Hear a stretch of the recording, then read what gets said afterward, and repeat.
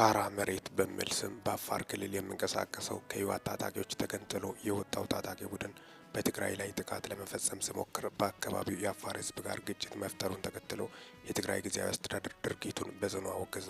አስተዳደሩ መስከረም 21 ቀን 2018 ዓ.ም ባወጣው መግለጫ ታጣቂ ቡድኑ በአፋር ህዝብ ላይ የከፈተው ተኩስ በምንም አይነት ሁኔታ ተቀባይነት የሌለውና የትግራይና አፋር ህዝቦችን ወንድማማችነት የሚጎዳ ነው ብለዋል።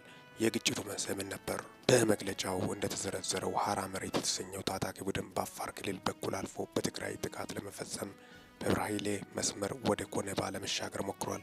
በዚህ ወቅት የአካባቢው የአፋር ህዝብ በዚህ በኩል አልፋችሁ በወንድማችን የትግራይ ህዝብ ላይ ጥቃት እንድትፈጽሙ አንፈቅድም በማለት ታጣቂዎችን ተቃውሟል። ይህንን ተከትሎም ታጣቂ ቡድኑ በአፋር ነዋሪዎች ላይ ተኩስ በመክፈት ግጭትና እውከት መቀስቀሱን መግለጫው አስታውቋል።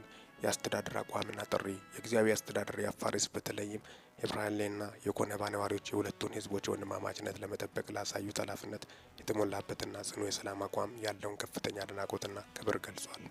በውስጣችን በተፈጠረው ችግር ምክንያት የደረሰባቸውን ጉዳትና እውቀት እንገነዘባለን ስልም ለአፋር ህዝብ ያለውን ሐዘኔታ ገልጿል። ጊዜያዊ አስተዳደሩ ለታጣቂ ቡድኑ የትግራይ ችግር መፈታት ያለበት በትግራይ ልጆች ነው ያለው አስተዳደሩ ልዩነታችንን ጠመንጃ አፈሙዝ እንፈታለን በሚል ለሚንቀሳቀሱ ወገኖች መንገዳቸው ስህተት መሆኑን ገልጾ ወደ ሰላማዊ የውይይት አማራጭ እንደመለሱ ዳግም ጥሪ አቅርበዋል።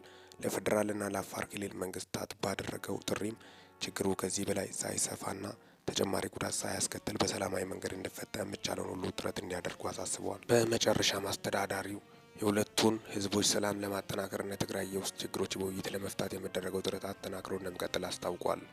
አጠቃላይ እንግዲህ ያልተጠበቁ መረጃዎች ናቸው የተሰሙት። ያን በማስመልከትም ነው ለእናንተ ይዤላቸው መጣሁት። እስካሁን ድረስ አብሬያቸው የቆየሁት ሚኪ ነኝ ከሚኪታቦር። ለዚህ ቁም ነገር አዘል ቻናል አዲስ ከሆናችሁ ሰብስክራይብ በማድረግ ቤተሰብ የሆኑ ለሰዓታት ያሉኝ አጫጭር መረጃዎችን ይመስላሉ። በወቅታዊና አጫጭር መረጃ እስከምንገናኝ ድረስ በያላችሁበት ዓለም ክፍል ሰላም ያቆያችሁ።